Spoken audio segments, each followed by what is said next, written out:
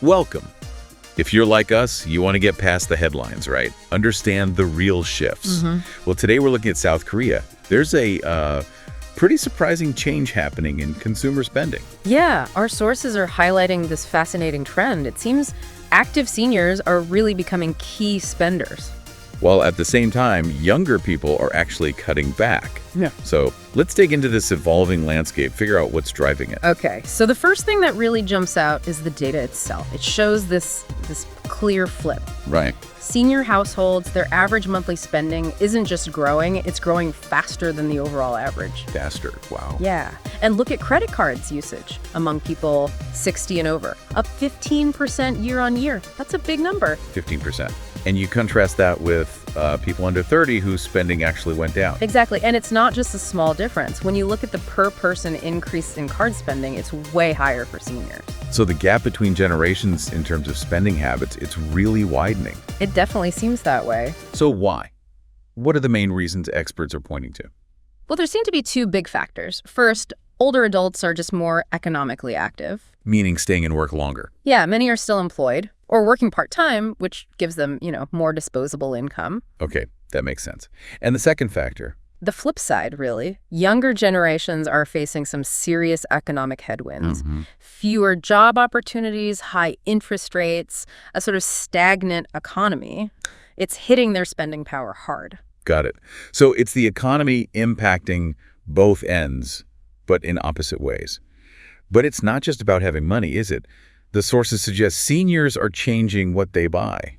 That's a really interesting part of it, yeah. They're moving beyond just necessities. We're seeing a definite rise in spending on experiences. Like eating out, travel? Exactly. Dining, leisure, even things like education. There's more spending on learning materials for seniors, more joining cultural activities. Huh. And I saw something about clothing and footwear, too. That seems to suggest more than just basic needs.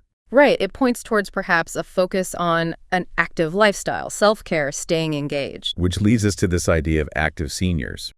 That's the term the industry uses. Yes, exactly. It describes this group of older people who are socially engaged, still very active consumers, even after retiring from their main careers. And they're actually outspending younger people per purchase in some surprising areas. They are. Things like delivery apps, restaurants, cafes, even beauty retailers.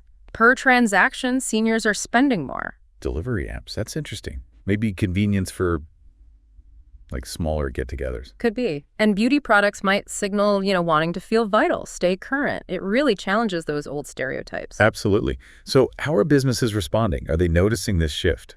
They are starting to. We're seeing credit card companies, for instance, developing products specifically for seniors. What kind of focus? Mainly healthcare, daily essentials, utility bills, things that cater to their specific needs and spending patterns. But also, broader retail is adjusting marketing, imagery. Tailoring the message. Makes sense. But we should be careful not to overstate it, right? Their core spending is probably still different from everyone else's. That's a crucial point.